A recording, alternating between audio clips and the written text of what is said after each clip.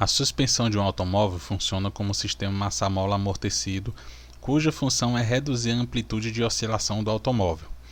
Esse sistema pode ser caracterizado como uma frequência de oscilação de ω0 igual a raiz de K sobre M, em que K é a constante elástica da mola e M é a massa total do sistema formado por mola, amortecedor, pneu e roda.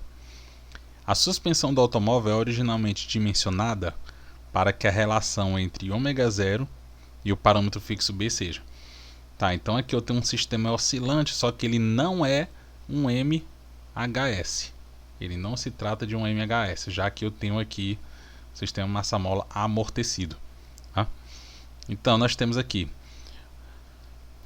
a suspensão de automóvel é originalmente dimensionada para que a relação do parâmetro fixo, para a relação entre ω0 e o parâmetro fixo B seja ω0 igual a B, que esse B é um parâmetro de amortecimento, quando não há oscilação do automóvel e o sistema volta à posição original rapidamente.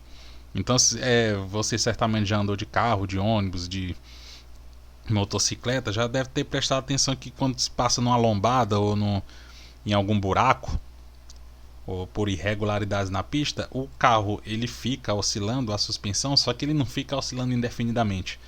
Ele dá aquela baixada, ele dá aquela levantada, mas rapidamente ele volta a estabilizar, ele volta para a posição normal, ele não fica oscilando por muito tempo, justamente por conta dessa relação. Porém, seu amortecimento pode ser determinado também por outras duas relações. Se ω0, que é a frequência de oscilação, ela for maior que o parâmetro de amortecimento, então o sistema ele vai oscilar algumas vezes até parar.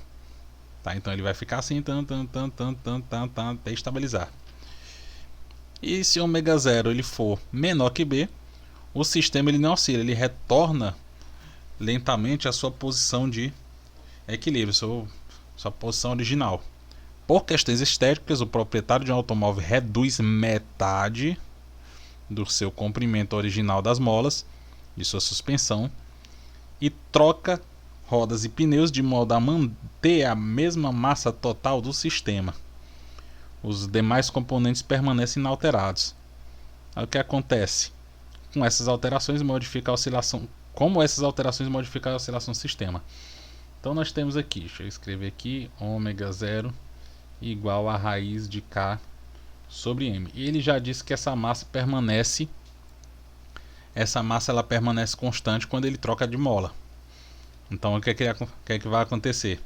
Então eu vou olhar aqui para a constante elástica. Então eu vejo que a constante elástica, se eu aumentar a constante elástica, eu também vou aumentar a frequência de oscilação. E o contrário acontece.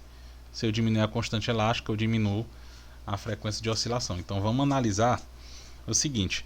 Então eu tenho o sistema aqui que é composto um amortecedor, que é o sistema amortecedor, mola,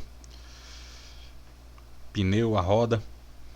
Então a ele está sendo feita uma força, a mola, uma força elástica, que é dada pela lei de Hooke, seu módulo X. De maneira que eu quero saber o valor de K, comportamento de K. Então K é a força elástica dividido por X. Então percebe que se eu diminuo aqui o tamanho da mola, eu vou aumentar a minha constante elástica, tá? Então são duas grandezas inversamente proporcionais.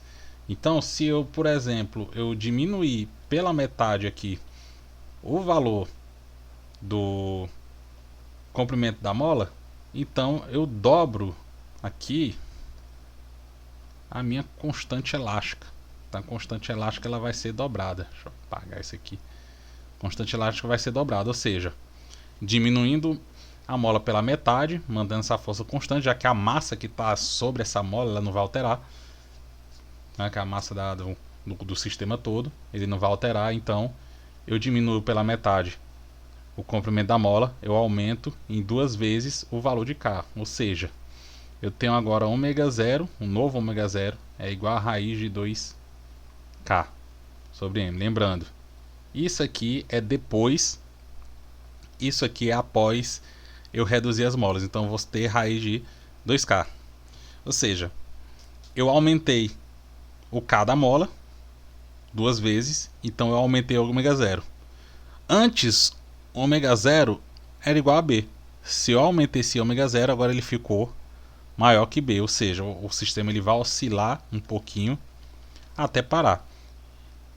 Então, olhando para as alternativas, que ele fala da constante elástica, então descarta aqui tudo que ele fala que a constante elástica ela diminui, que a gente já viu que ela aumenta, ó, diminui. Então vamos olhar as alternativas que falam que ela aumenta. A constante elástica aumenta e o sistema passa a oscilar, que condiz aqui com a terceira opção aqui, a segunda opção. Ômega 0 maior que B quando o sistema oscila algumas vezes sem parar. Então, gabarito aqui, letra B.